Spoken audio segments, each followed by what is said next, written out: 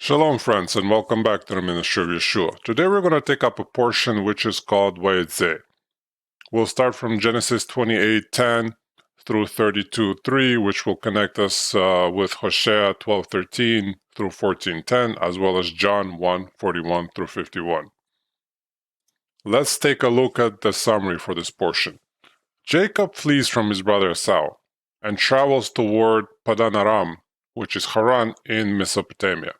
While still on the journey, he encamps at Bethel, where he dreams of a ladder between heaven and earth on which angels ascend and descend. God appears to him about the ladder, confirms the Abrahamic covenant with him, and promises to give the land upon which he is lying to his descendants. When Jacob awakens, he sets up a stone, anoints it, and declares the location to be Bet-El, the house of God. He promises God that he'll return to this place and sacrifice a tenth. Jacob finds his kinsman and falls in love with his uncle Laban's daughter, Rachel. Laban agrees to give her to him in marriage in exchange for 7 years of labor. On the wedding night, Laban secretly exchanges Rachel with his older daughter Leah. Jacob agrees to work an additional 7 years for Rachel. Rachel and Leah engage in a contest for sons. Leah gives birth to 6 sons, Reuben, Shimon, Levi, Judah, Issachar, and Zebulun, and a daughter, Dinah, while Rachel remains barren. Frustrated with her inability to conceive, Rachel gives Jacob her handmaid, Bilhah, as a wife to bear children on her behalf. Bilhah bears Dan and Naphtali. Not to be outdone, Leah does the same with her handmaid, Zilpah, who gives birth to Gad and Asher. Rachel's prayers are answered, and she gives birth to Joseph. God prospers Jacob while he works for Laban and thwarts Laban's attempts to swindle him. As Jacob's wealth increases, Laban and his sons turn their bitter toward him. Jacob decides to return home and leaves secretly. Laban pursues and overtakes him. Laban and Jacob make a covenant with one another, and then Jacob enters the promised land. He is met by angels. Let's go a little bit deeper. So the 7th reading from the book of Genesis is named Vayetzeh, which means "and he went out." The title comes from the first verse of the reading, which says, "And Jacob went out from Beersheba," Genesis 28:10. This portion tells the story of Jacob's flight from his brother Esau, his vision at Bethel, his employment with his uncle Laban, and his marriage to the 2 sisters, Rachel and Leah. Jacob's double marriage results in a baby-bearing contest that gives him 11 sons. At the end of the portion, Jacob leaves Laban and returns to the land of Canaan, but not before Laban tries to stop him. Jacob's journey. Jacob departed from Beersheba and went toward Haran, Genesis 28:10. Fleeing to Haran did not seem like progress. Jacob knew that his grandfather Abraham had originally been called out from Mesopotamia and brought to Canaan. He knew that Abraham had forbidden Isaac from traveling back to that place, even for the purpose of finding a wife. Jacob's flight from Canaan to Haran seemed like 2 steps backward in the plan of God. On the contrary, God would use Jacob's years of exile to prosper him. The heads of the tribes of Israel were born to Jacob while he tarried in Haran. God remained with him, watched over him, and prospered him. By the end of this Torah reading, Jacob will return to Canaan wealthy and successful. Yet while he was enduring the trials of the living in Haran under the mistreatment of his shrewd and cunning uncle, Jacob must have felt frustrated. He must have felt as if he was in the wrong place and his years were being wasted. As we follow the story of Jacob, you may be able to identify with some of his frustrations. People often find themselves in jobs, careers, homes, and even family arrangements that make them feel as if they are far outside of God's plan. The story of Jacob teaches us that God might place us in such situations specifically to bless us and work out his purposes. Jacob teaches us to be faithful wherever we find ourselves and to keep committing ourselves to the care of God. Jacob's terms of service in Laban's household resulted in a birth of the nation of Israel. Clement, the disciple of the Apostle Peter, states it this way: Jacob, because of his brother Esau, humbly went out from his own land and came to Laban and worked for him. and there he was given the scepter of the 12 tribes of Israel. 1 Clement 31:4. The place. He came to a certain place and spent the night there, because the sun had set. And he took one of the stones of the place and put it under his head, and lay down in that place. Genesis 28:11. Jacob set out for Padan Aram to take refuge with his mother's family. Ostensibly, he was going there to find a bride. In reality, he was fleeing from the wrath of his brother Esau. It must have been painful for Jacob to leave the land of promise. His passion for the covenant promises given to Abraham had led him to deceive his father and more or less swindle his brother. Rather than achieving his goal of being the inheritor of the land and Abrahamic promises, his behavior resulted in exile. He must have felt foolish and dispirited. While on the way to Haran, he stopped at a place for the night. The Torah says he came to the place. The Hebrew word for the place is hamakom. And where was this place? Rashi identifies it with Mount Moriah, the place where Abraham nearly sacrificed Isaac. In that story, Genesis 22:4 says, "On the third day Abraham raised his eyes and saw the place, hamakom, from a distance." Therefore, according to Rashi and traditional Jewish interpretation, the place where Jacob spent the night was on the top of Mount Moriah, the future location of the Holy Temple in Jerusalem. This is an exciting idea because it allows us to see the site of the Holy Temple as an intersection between heaven and earth. Nations rise and fall. He had a dream, and behold, a ladder was set on the earth with its top reaching to heaven, and behold, the angels of God were ascending and descending on it. Genesis 28:12. That night Jacob slept on the ground. He used a stone for a pillow. While he was sleeping, the Lord appeared to him in a dream. In a dream, Jacob saw the Lord standing at the top of the ladder and extended from heaven. Upon this ladder, the angels of God were ascending and descending. Why the ladder? Why the angels? The rabbis suggested many different interpretations of the dream.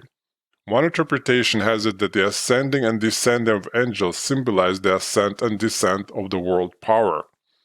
According to this interpretation, Jacob represents the people of Israel. The angels that ascend and descend over him represent the different nations that have risen and fallen throughout history. The people of Israel suffered under the Assyrians, the Babylonians, the Persians, the Greeks, and the Romans. Each empire rose and each empire fell. Yet standing above it, all is God himself, saying to Jacob, "Behold, I am with you, and I'll keep you wherever you go." Genesis 28:15. Though the children of Israel have been oppressed and scattered by the rise and fall of empires, God has never abandoned them. He stands above it all. We all face trouble, persecution, and hardship that seems to descend upon us suddenly and unexpectedly. Yet God is above it all, and He is ever faithful to His people. Another explanation teaches us that the angels were guardians sent to protect Jacob as he left the land of Israel. The book of Hebrews says that the angels are ministering spirits sent out to render service for the sake of those who will inherit salvation. Hebrews 1:14. The Bible says that God will give His angels charge concerning you to guard you in all your ways. Psalm 91:11. This is where the popular idea of everyone having a guardian angel comes. Whether or not God assigns a particular angel to each of us is not clear. However, we can be certain that God's angelic hosts are regularly dispatched to carry out His will on our behalf. Believers often tell stories of encounters with angels, brief glimpses into the unseen spiritual world that surrounds us.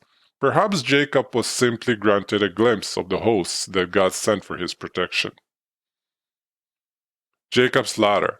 He had a dream, and behold, a ladder was set on the earth with its top reaching to heavens, and behold, the angels of God were ascending and descending on it. Genesis 28:12.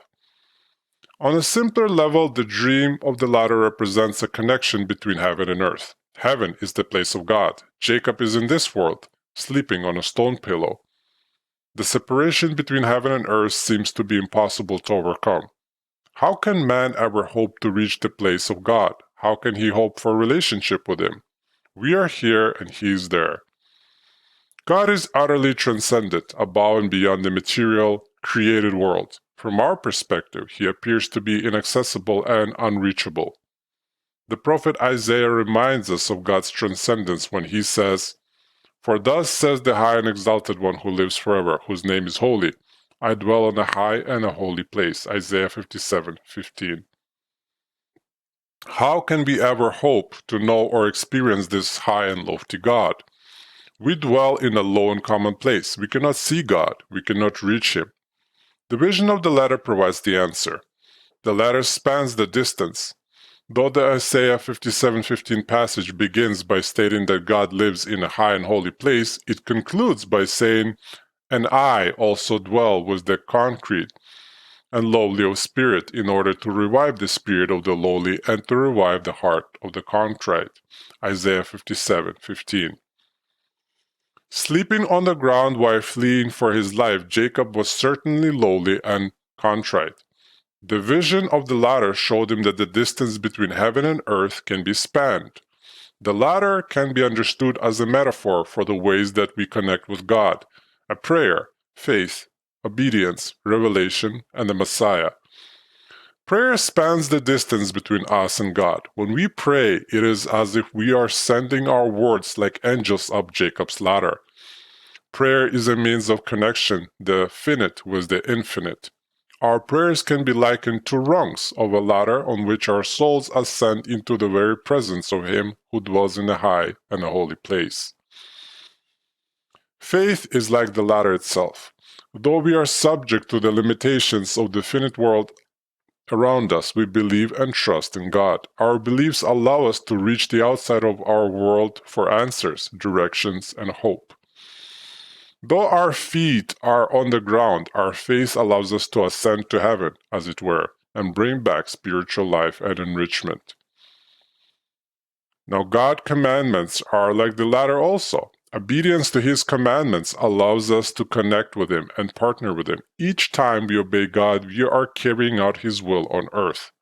As we walk Spirit-led lives in obedience to God, it is as if we spiritually ascend to meet Him, and He descends to meet us.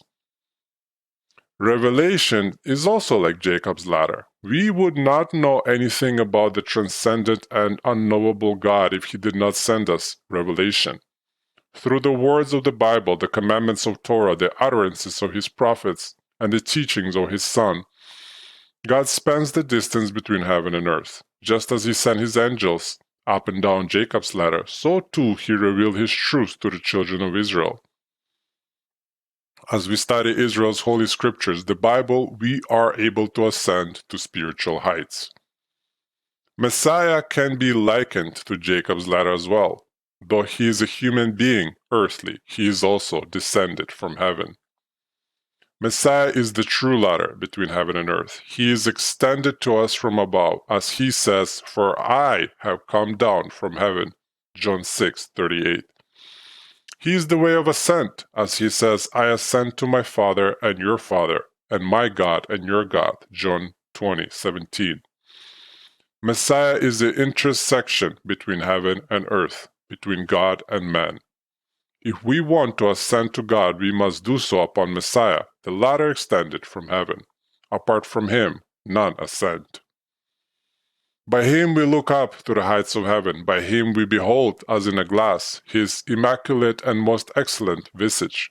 By Him are the eyes of our hearts opened. By Him our foolish and darkened understanding blossoms up anew toward His marvelous light.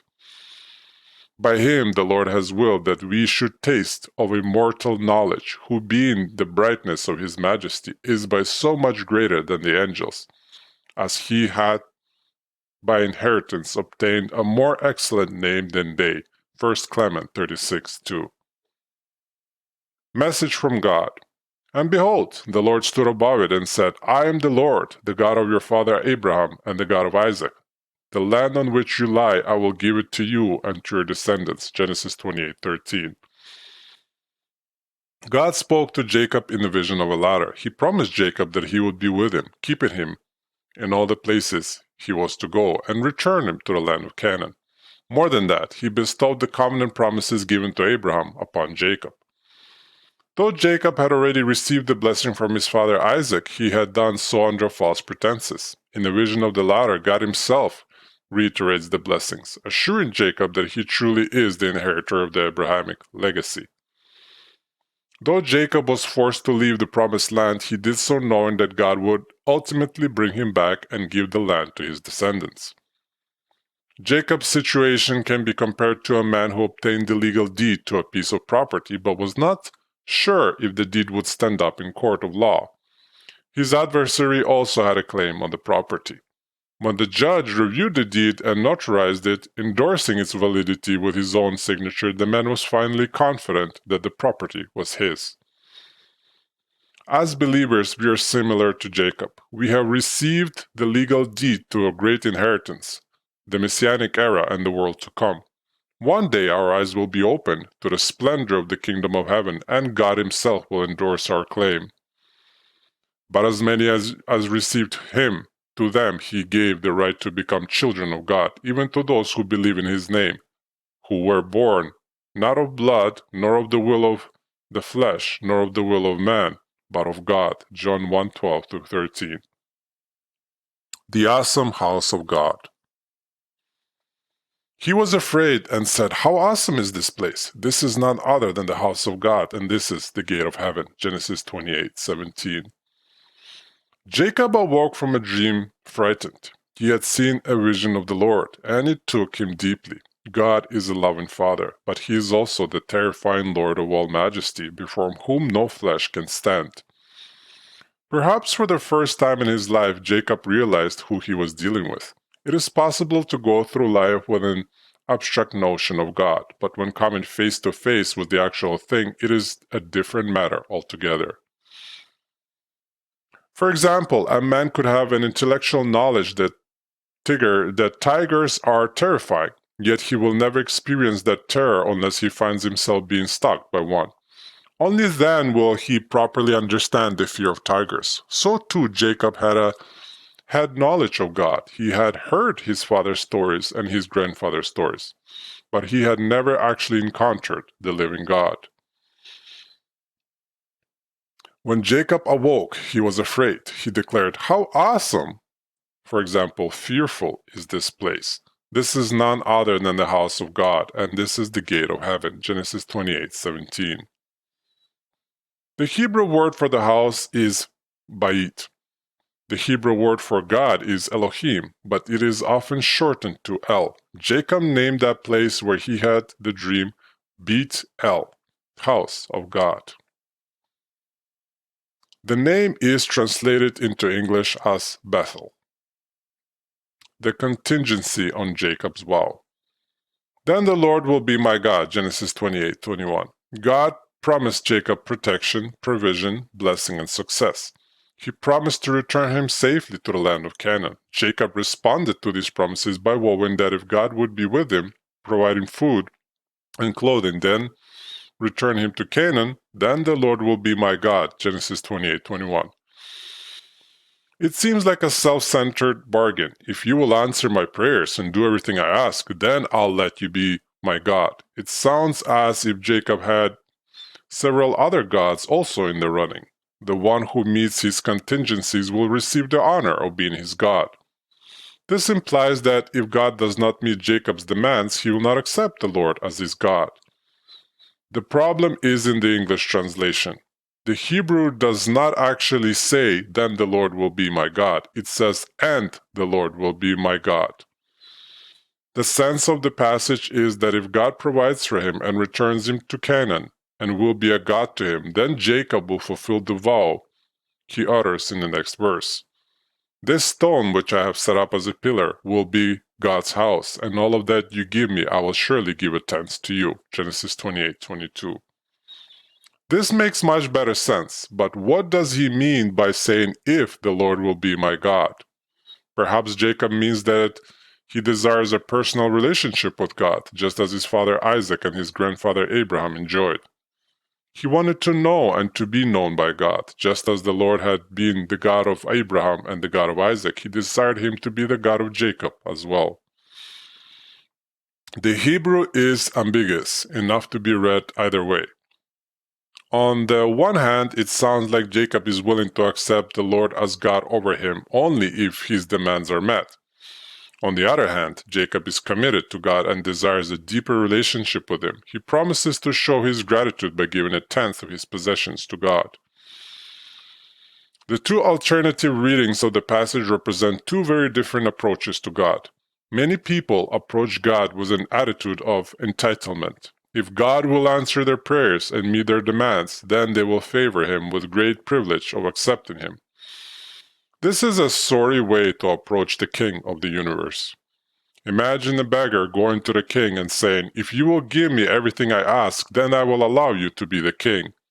Imagine a wife saying to her husband, "If you give me the things I want, then I will let you be my husband."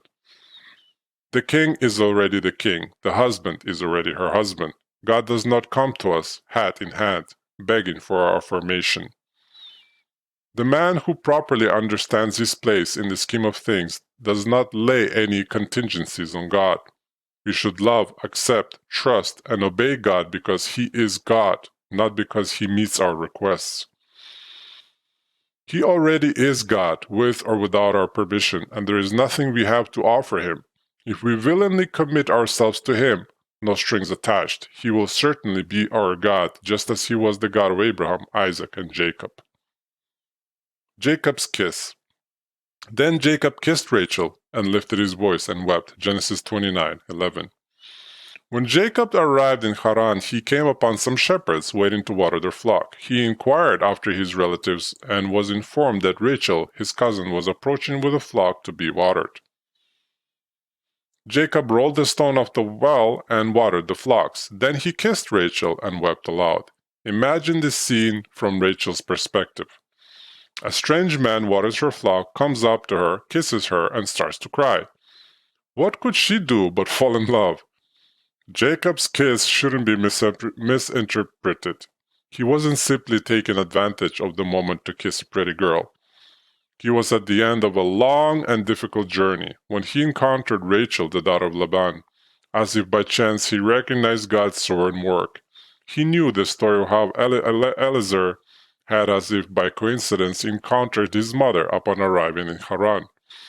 Now, as if by same coincidence, he too had encountered a girl of Laban's household, a clear token that God was with him and directing his path.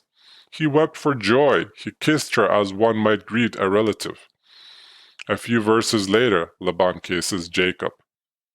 These kisses have an even deeper significance. Jacob's first recorded kiss in the Torah was a kiss of deceit. When he was disguised as Esau, his father said, "Please come close and kiss me, my son." So he came close and kissed him, Genesis 27:26-27. Ever since that kiss, Jacob had been on the run. When he kissed Rachel, it was as if that chapter of his life was closed. It was not. He was about to taste the kiss of a deceit himself from Laban.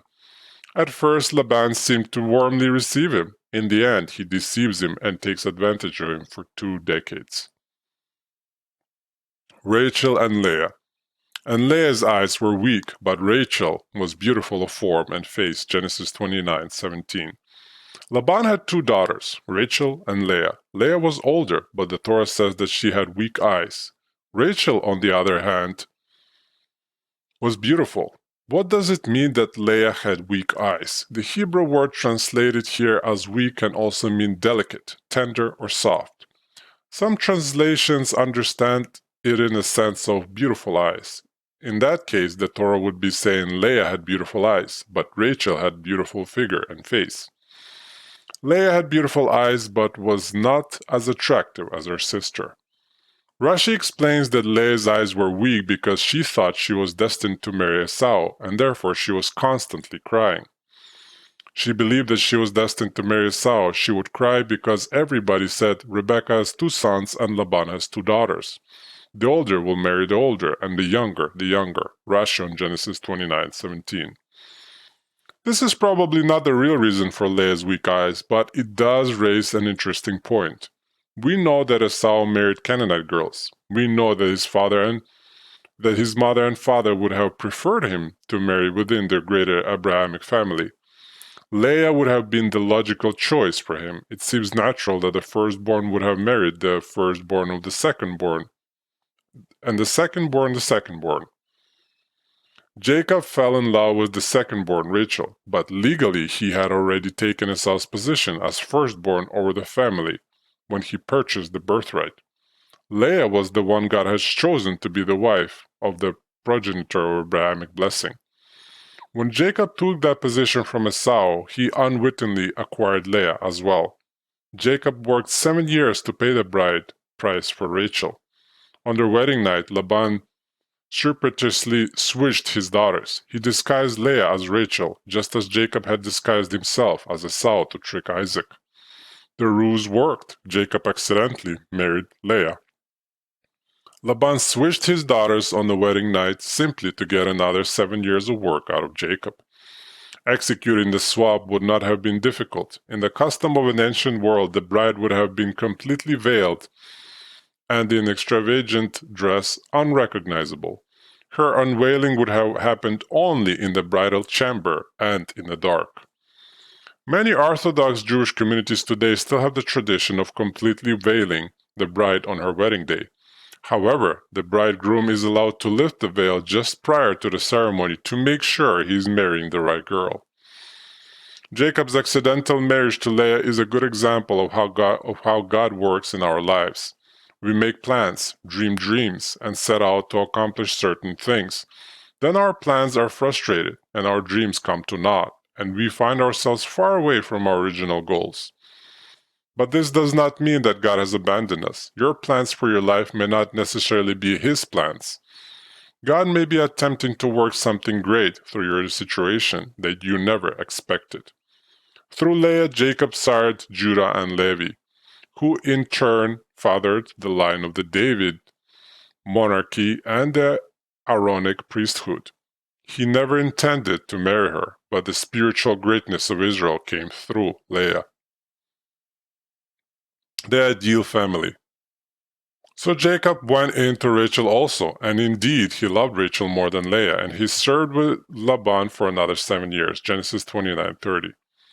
We should not be too concerned that Jacob was polygamous. In Jacob's day, polygamy was a common and culturally accepted. Abraham, the man of faith and friend of God, practiced polygamy.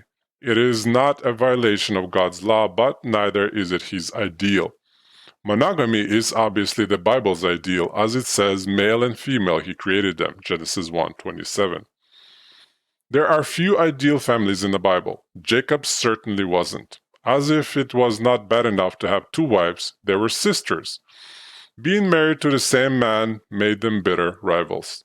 This made for such a dysfunctional combination that the Torah later legislates against marrying sisters. The sisters added to the dysfunction by offering Jacob their maidservants, Bilhah and Zilpah, as additional baby makers in their contest to bear sons. And you thought keeping the peace with one spouse was difficult? Try having 4. Jacob's family was far from the ideal, yet his children were the fulfillment of the Abrahamic promise. His children were quite literally the children of Israel. This teaches us that God is able to work and chooses to work His purposes in less than ideal conditions. Have you ever felt like your family is an embarrassment? If only we looked like the smiling perfect family on the cover of the homeschool magazine, a frustrated mother sighs. Today, broken families and second marriages are common. Obviously, this is not the ideal, but God can work with even the worst of the circumstances. He is the God who brings order out of chaos and shines light into the darkness. Jacob could have become bitter and complained to God, "I wanted 1 wife, and now I'm stuck with 4. How could you do this to me?"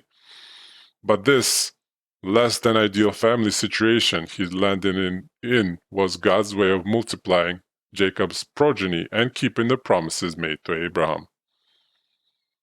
Leah was hated, and now the Lord saw that Leah was unloved, and He opened her womb, but Rachel was barren, Genesis 29:31. The Torah says that Leah was unloved. The Hebrew word actually uses a stronger word. It says that the Lord saw that Leah was hated, Genesis 29:31.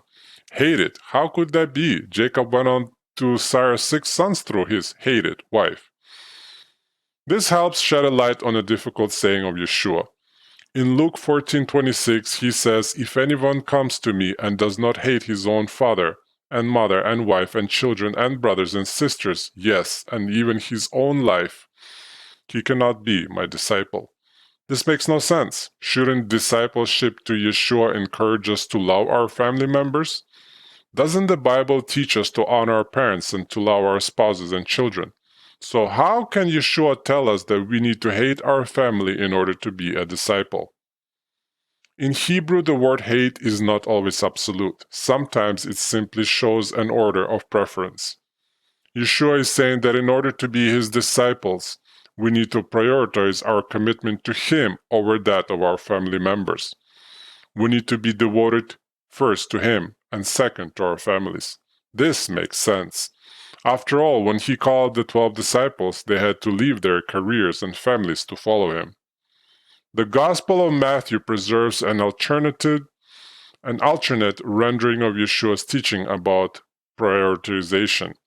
Matthew renders it this way: "He who loves father or mother more than me is not worthy of me, and he who loves son or daughter more than me is not worthy of me." Matthew 10:37. There is no better way to properly love our family members than by placing our first and highest love with Yeshua. When we do, we will find their source of perfect love from which we can lavish love onto our families. Plainly then, Yeshua does not ask us to hate our families, but to put him first. In the same way, the statement that Leah was hated needs to be understood as the statement of order of preference. It is not that Jacob hated Leah, rather, as Genesis 29:30 makes explicit, he loved Rachel more than Leah. Rachel's distress. Now when Rachel saw that she bore Jacob no children, she became jealous of her sister and said to Jacob, "Give me children, or else I die." Genesis 30:1. Like Sarah and Rebekah, both Rachel and Leah suffered from barrenness. When God saw that Leah was loved less than Rachel, he opened Leah's womb and she began to bear sons. Rachel, however, remained barren. Desperate to have children and sickened with jealousy, Rachel demanded of Jacob, "Give me children or else I die." Genesis 30:1. Jacob responded by saying, "Am I the place of God who has withheld from you the fruit of the womb?" Genesis 30:2. We have already learned how important childbearing was in the patriarchal society, so Rachel may be forgiven for her angst. Nevertheless, we can learn something from this short conversation. In the midst of life and circumstance, it is easy to lose perspective. Like Rachel, we might lash out at those around us, blaming them for things over which they have no control. Or we might lash out at God. Rachel predicated her happiness on something she did not have. Rather than accept her situation as given from the hand of God, she let jealousy and discontentment eat at her. She knew no peace. If a person lets his circumstances dictate his peace of mind, he will rarely have a peace of mind. The Apostle Paul taught us to learn to be content in every situation, whether we have what we want or not. Rachel's solution to her barrenness was the same as Sarah's. She offered her maidservant Bilhah to Jacob as a surrogate mother. Not to be outsmarted so easily, Leah executed the same maneuver with her maidservant Zilpah. The 12th. So Rachel said, "With mighty wrestling I have wrestled with my sister." Genesis 30:8. The Torah relates the birth of Jacob's children in the context of competition between the sisters. Just as Jacob and Esau have wrestled for the birthright, Leah and Rachel figuratively wrestled for the right of giving birth. In the biblical culture, a name was more than just a label by which to address someone. A person's name carried some important association, communicated some essential inner characteristic, or contained some clue about a prophetic destiny. The children of Jacob were named by their mothers. Leah and Rachel named their children according to the significance each child had in their competition with each other. The names Leah gave to her sons are statements of faith and confidence in God and undying hope for her husband's affection. The names Rachel gives to her sons reflect her sense of inadequacy over her barrenness and her fierce jealousy of her sister. We will break down the first list of names according to their respective mothers. So, children born by Leah. Reuben. Leah named her first child Reuven, which means see a son. The name seems to be a combination of the verb see, ra'ah, and the word son, ben. Leah believed that her son had been born to her because the Lord had seen that she was loved less than her sister Rachel. She believed that the Lord had seen her affliction, taken mercy upon her, and given her a son whom she hoped would endear her to her husband Jacob. Simeon. Leah named her second son Shimon, saying, because the Lord had heard Shema, Genesis 29:33. She believed that the Lord had heard that she was unloved by her husband, had pitied her, and given her another son. Levi. Leah named her third son Levi, in hopes that after giving birth to the 3 sons for him, her husband would finally favor her over her sister and be joined with her. The Hebrew word for joined is lavah. Judah. Leah named her fourth son Yehudah, saying, this time I'll praise Yada, the Lord, Genesis 29:35. The name Yehudah contains all the letters of the name of God. If you remove the letters Dalet from Yehudah, it would spell out God's holy name, YHVH. Issachar. Leah traded Rachel mandrakes for a night with Jacob. The mandrake is a small tomato-like fruit widely believed to be an aphrodisiac and perhaps a fertility drug. She conceived and gave birth to a son. Leah named her 5th son Issachar, Yisachar, saying, how God has given me my wages, Sachar. Zebulun. When Leah's 6th son was born, she named him Zebulun, because she said, now my husband will dwell, Zaval, with me, Genesis 30:20. Dinah. As far as we know, Jacob had only one daughter. When Leah gave birth to her, she named her Dinah. The Torah does not tell us why. Children born by Zilpah. God. When Leah stopped bearing children, she gave her handmaid Zilpah to Jacob, just as Rachel had given him Bilhah. A son was born through her handmaid Zilpah. Leah declared, how fortunate, God. So she named him God. When Leah's handmaid bore her another son, she named him Asher, saying, happy, Asher, am I. For a woman will call me happy, Asher, Genesis 30:13. The word Asher is variously translated as happy, blessed, praised, praiseworthy, or fortunate. Children born by Bilhah. Dan. When Rachel despaired of bearing children, she gave Jacob her maidservant Bilhah. Rachel named her first son through Bilhah Dan, saying, God has vindicated, judged, din, me. Genesis 30:6. Naphtali. Rachel named her maidservant's second son Naphtali because of her wrestling, Niftalti, with her sister. Children born by Rachel. Joseph. Rachel finally received her heart's desire.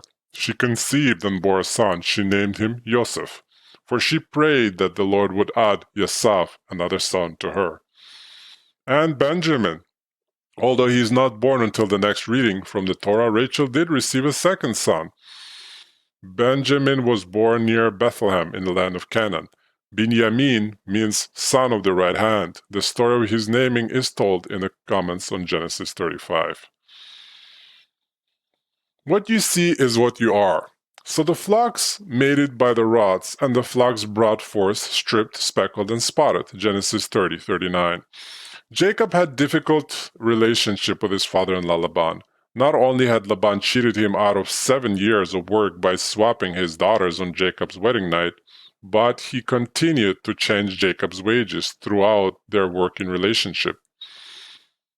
After the birth of Joseph, Jacob told Laban he was ready to leave. Laban did not want to lose Jacob because he knew that God was blessing and increasing his flocks only because Jacob was shepherding over them. So Laban agreed to start paying Jacob in livestock for his services. He agreed to give him all the stripped, spotted, speckled, and dappled born among his flocks. Immediately after making this agreement, he removed all but the solid-colored animals to eliminate the possibility that Jacob would receive any livestock.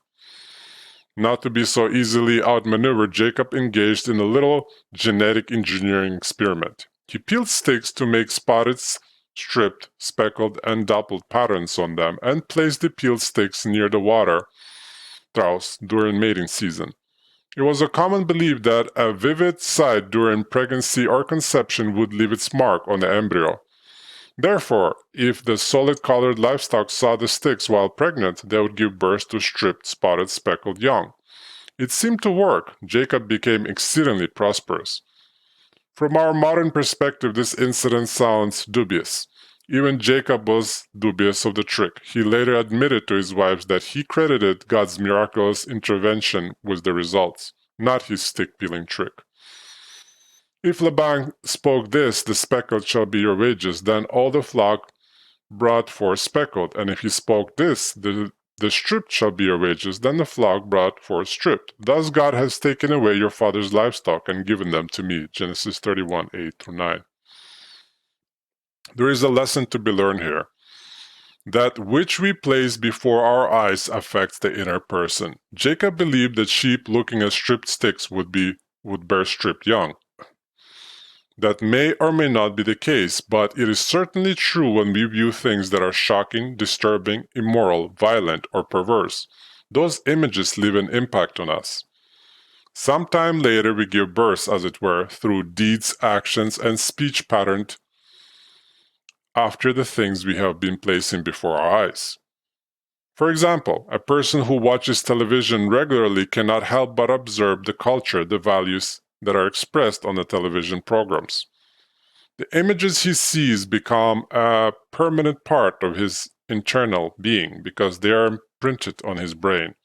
The dialect he hears begins to write a new speech pattern in his mind. This is why King David declared, I will set no worthless thing before my eyes. I hate the work of those who fall away. It shall not fasten its grip on me. A perverse heart shall depart from me. I will know no evil. Psalm 101, 3-4.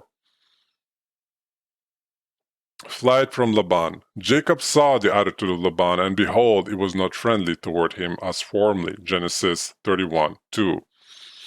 The Lord blessed Jacob, increasing his wealth and his flocks. That blessing incited the jealousy of Laban and his sons. Finally, Jacob heard the word for which he had been waiting.